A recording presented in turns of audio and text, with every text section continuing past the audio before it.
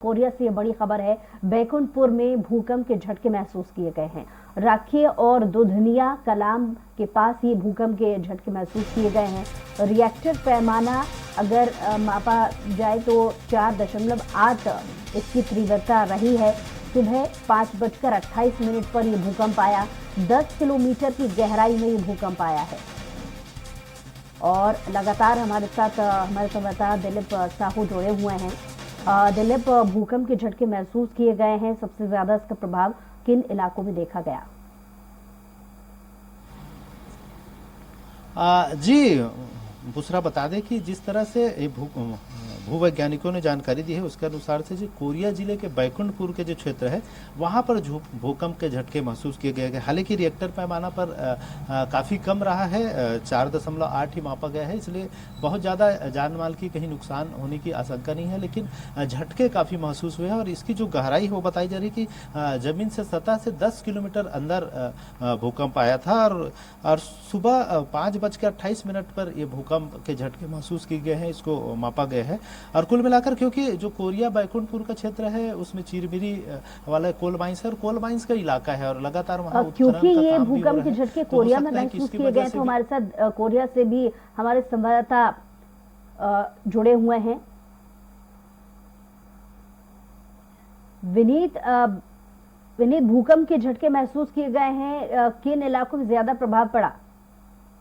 मैं आपको बता दूं कि जिले के छिंदडांड में महसूस किए गए भूकंप के झटके, जो कि 4 सेकेंड तक महसूस भूकंप के झटके किए गए थे, जिससे कोई भी जनहानि होने की खबर नहीं है। कोरिया जिले के बैकुंठपुर से 7 किलोमीटर की दूरी गेज बांध राखिया के समीप आज प्रातः 5:28 पर भारतीय मानक समय पर 4.8 रिक्टर तीव्रता के भूकंप की पुनरावृत्ति हुई है।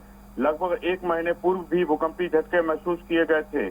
प्रारंभिक जानकारी के अनुसार यह भूकंप की सतह से 10 किलोमीटर की गहराई पर केंद्रित था, जिसकी भौगोलिक अक्षांशीय स्थिति 23.33 उत्तरी अक्षांश, 82.58 पूर्वी देशांतर थी।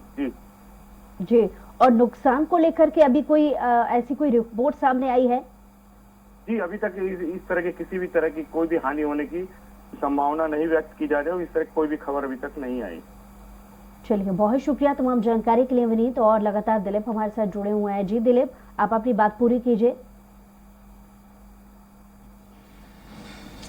जी, आमतौर पर क्योंकि वो माइंस वाला इलाका है, लगातार खनन का दौर जारी रहता है, इसलिए उस क्षेत्र में बीच बीच में लगातार भूकंप के झटके इस तरह से महसूस होते हैं। हालांकि भूकंप के जो रिएक्टर पैमाना पे जो नापा गया है 4.8 है और ये काफ़ी कम माना जाता है। इससे झटके महसूस होते हैं, लेकिन इससे बहुत ज़्यादा नुकसान नहीं होता, चाहे जान माल की हानि कहे या फिर बिल्डिंगों को भी विशेष नुकसान नहीं पहुँचता। तो कुल मिलाकर अगर रिएक्टर पैमाने पर ये जो मात्रा है अगर है तो कहीं ना कहीं ज़्यादा नुकसान होता है। लेकिन भूवैज्ञानिकों का मानना है कि ये जो झटके हैं महसूस हुए हैं, लेकिन इससे नुकसान होने की गुंजाइश कम रहती है। लेकिन अगर ये इसका रिक्टर पैमाना अगर बढ़ता है, झटके का जो असर वो पड़ता है, क्योंकि ये भूकंप जो आया है उसका गहराई मतलब जमीन की सतह से 10 किलोमीटर अंदर महसूस की गई है, मतलब वहाँ हुई है, इसलिए इसका नुकसान मतलब जनजीवन पर खासा असर नहीं पड़ा है। लेकिन अगर ये थोड़ी ऊपरी सतह पर होती तो बहुत ज़्यादा नुकसान होने के आसार थे, या अगर इसका रिएक्टर पैमाने पर ज़्यादा मात्रा में अगर झटके महसूस होते तो नुकसान होने की संभावना थी। लेकिन कुल मिलाकर फिलहाल राहत की बात है कि कोई किसी प्रकार की कोई जनहानि या जनधन की हानि नहीं हुई है। छत्तीसगढ़ की हर छोटी बड़ी खबर से अपडेट रहने के लिए सब्सक्राइब कीजिए CG स्वराज।